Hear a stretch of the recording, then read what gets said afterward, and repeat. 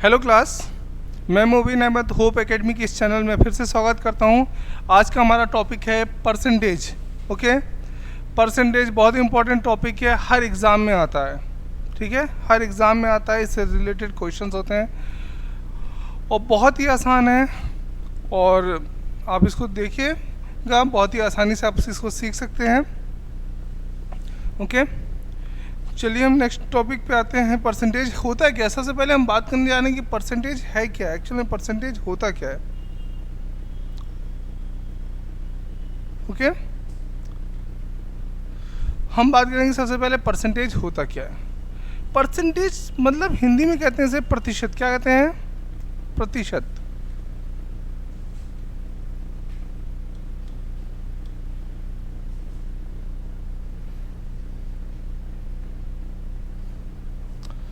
Means प्रतिशत।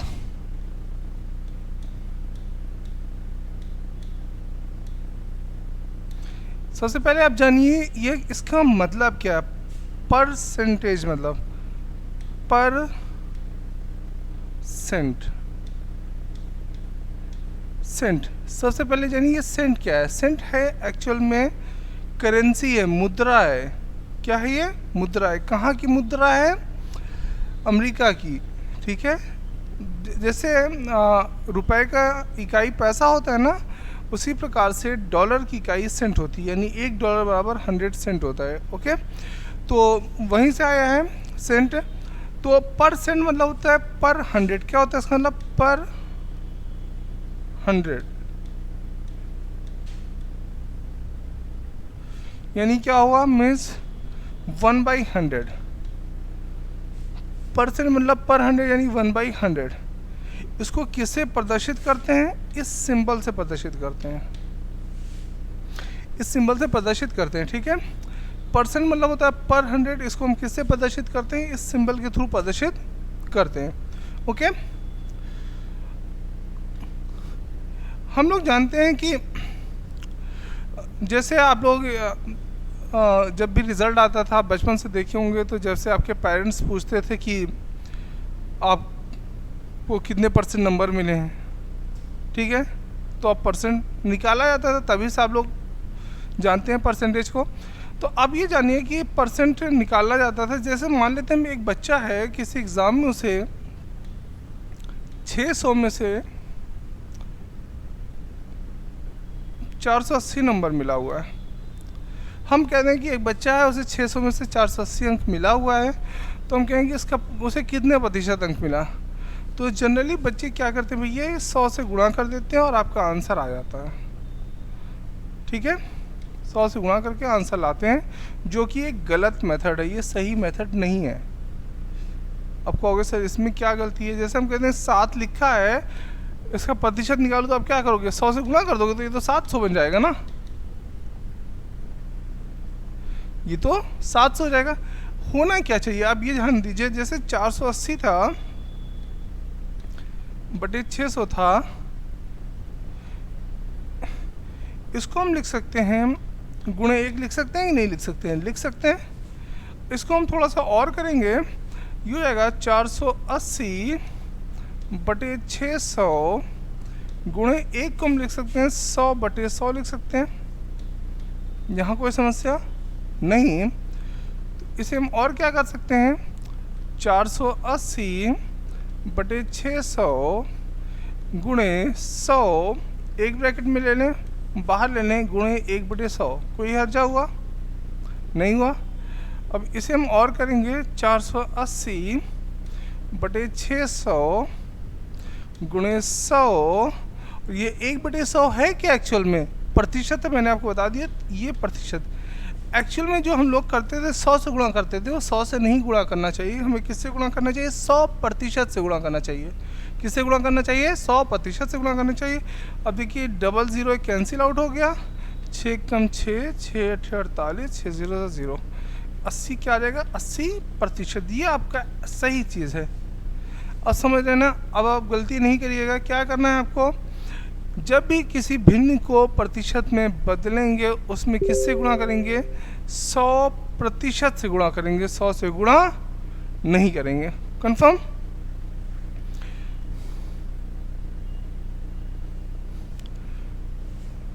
चलिए जैसे जैसे हम कहते हैं कि 3/4 है, इसे भिन्न में बदलिए, प्रतिशत में बदलिए, इस भिन्न को प्रतिशत में बदलिए, तो क्या करते हैं, गुणे 100% से करते हैं, गुणे 100% करेंगे। ऐसे ही 4 एकम 4, 25, 25 या 75% आपका आ गया। ये तो आपका बेसिक मेथड, ये सब क्या है आपका बेसिक चीज़ें हैं।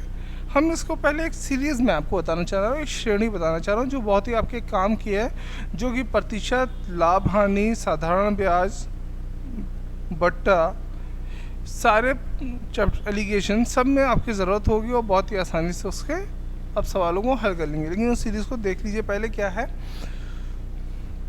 वो सीरीज़ है क्या, आप ये देख लीजिए। जैसे एक है, एक को लिखते हैं हम 100%, क्या लिखते हैं, 100% लिखेंगे। 1/2 है, उसको लिखेंगे हम 50%, क्या लिखेंगे, 50%। 1/3 है, इसको लिखेंगे हम 33 सही 1/3%। 1/4 को लिखेंगे हम 25%। 1/5 को लिखेंगे 20%। 1/6 को लिखेंगे 16 सही 2/3%। ठीक है।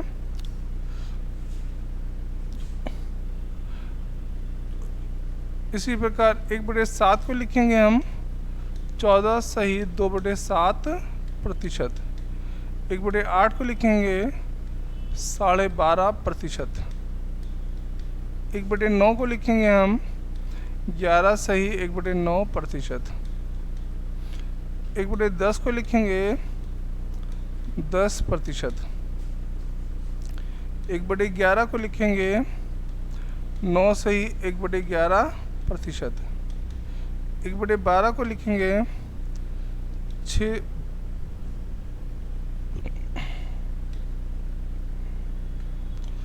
8 सही 1/3%। ठीक है। 1/13 को लिखेंगे हम 7 सही 9/13%। 1/14 को लिखेंगे हम 7 सही 1/7%। 1/15 को लिखेंगे हम 6 सही 2/3%।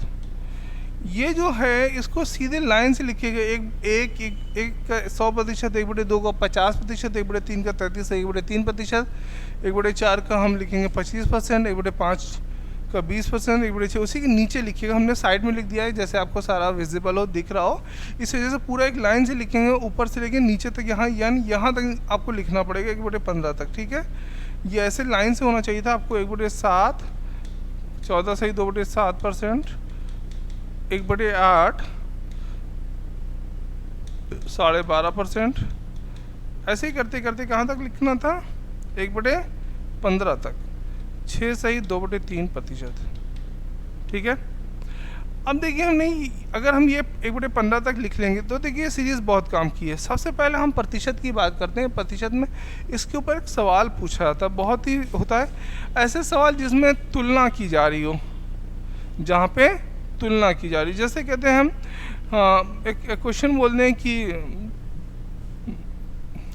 राहुल की आय मनोज से 20% अधिक है। राहुल की आय मनोज से 20% अधिक है, तो मनोज की आय राहुल से कितने % कम होगी। तो 20% अधिक है, तो 20 राहुल की आय मनोज से 20% अधिक है, तो कह रहा है कि मनोज की आय राहुल से कितने % कम है। तो 20 के नीचे क्या लिखा है, 16 सही 2/3%। ये आपका आंसर हो जाएगा। ठीक है। अगर हम यही कहते हैं कि आपसे कहते हैं आयत की लंबाई में 12.5% की कमी हो गई है, तो उसकी चौड़ाई कितने % हम बढ़ा दें जिससे कि हमारे आय पर कोई प्रभाव, आयत के क्षेत्रफल पर कोई प्रभाव न पड़े। तो 12.5 के ऊपर क्या लिखा है, 14 सही 2/7% आपका आंसर है। जैसे हम कहते हैं कि पेट्रोल के मूल्य में 33 सही 1/3% की वृद्धि हो गई है। ठीक है, तो हम उसकी खपत कितने कम कर दें जिससे कि हमारे बजट पर प्रभाव न पड़े, क्योंकि हमारी इनकम तो बढ़ी नहीं, लेकिन पेट्रोल का मूल्य क्या हो रहा है, बढ़ रहा है। कितना बढ़ा है, 33 से 1/3%। तो उसकी खपत हम कितने % कम कर दें जिससे कि जो हमारा बजट है पेट्रोल का उतना ही हो, जितना हम पहले पेट्रोल पे खर्च करते थे मंथली, उतना ही अभी भी खर्च कब? जब पेट्रोल का मूल्य 33 से 1/3% बढ़ चुका है। तो उसके नीचे क्या लिखा? 25%। ठीक है, तो 25% है, तो यही आपका आंसर हो जाएगा। ठीक है, समझ आ रही बात? इसका सबसे पहला यूज़ क्या है, समझ गए? इस सीरीज़ का 1/15 तक का, इसमें किसी को डाउट नहीं होना चाहिए, सारी सीरीज़ समझ लीजिए, नोट कर लीजिएगा। 1 से लेकर 1/15 तक लाइन से लिख लीजिएगा। और अगर आपको हमेशा के लिए याद रखना है तो एक बार नोट कर लीजिए, उसके रफ पे इसको कम से कम 20 बार रिपीट कर दीजिए, देख देख कर लिख डालिए, फिर ज़िंदगी में भूलेंगे नहीं। ठीक है, अभी हमने जो आपको क्वेश्चन बताया तो आपके दिमाग में आ रहा होगा कि इसका सर डिटेल क्या होगा। हम आगे के वीडियोस में आपको इसका डिटेल बताएंगे कैसे हो रहा है और क्यों हो रहा है, लेकिन अभी स्टार्ट है तो अभी और भी चीज़ें बतानी है। जैसे 1/15 तक हो गया, अब 1/15 के बाद कुछ और फ्रैक्शंस हैं। जैसे कुछ फ्रैक्शंस हमारे ये हैं, जैसे 1/20, इसका मान होता है 5%। 1/25, इसका मान होता है 4%। 1/30, इसका मान होता है 3 से ही 1/3%। 1/40, 2.5%। 1/50, 2%। 1/100, 1%। देख लीजिए इन सारे भिन्न को हमने प्रतिशत में कैसे बदला, वैसे ही बदला जैसे हमने बताया था। 1/25 को अगर हमें 1/25 को हमें यदि प्रतिशत में बदलना होगा तो हम 100% से गुणा कर देंगे। किसे गुणा करेंगे? 100% से। तो गुणा करके इसी को हमने सारे को हल किया है उसी से ही। ठीक है, जो मेथड हमने आपको बताया है, ये सारे जितने हमने 1 से लेकर 1/15 तक का, उसके बाद 1/20, 1/25, 1/30, 1/40, 1/50 और 1/100, ये सारे के सारे आपको याद होने चाहिए। ठीक है, कैसे याद होंगे इसको आप एक बार लिख लीजिएगा। और लिखने के बाद क्या करेंगे आप? इसको लिखने के बाद आप इसको 20 बार प्रैक्टिस कर लेंगे। जब आप प्रैक्टिस कर लेंगे तो हम आपको बताएंगे, जब आपकी प्रैक्टिस हो जाएगी तो हम आपको बताएंगे कि भिन्न को कैसे हम प्रतिशत में बदलें। देखिए, एक तो हमने ये सीधे सीधे आपको बता दिया है कि भिन्न को प्रतिशत में कैसे बदलें, कि 100% से जैसे हमें किसी भिन्न को बदलना है, जैसे हमें 2/5 को प्रतिशत में बदलना है, तो सीधे सीधे हम ये 40% आपका आंसर आ गया। लेकिन हम डायरेक्ट हम करना चाह रहे हैं, हम ये 100% लिख के गुणा भाग नहीं करना चाह रहे हैं। हम उसको कैसे करेंगे तो उसको हम नेक्स्ट क्लास में आपको बताएंगे। ठीक है, उसको हम नेक्स्ट वीडियो में बताएंगे कि कैसे हम भिन्न को प्रतिशत में बदलें। ओके, चलिए आज की क्लास के लिए बस इतना ही। Thank you.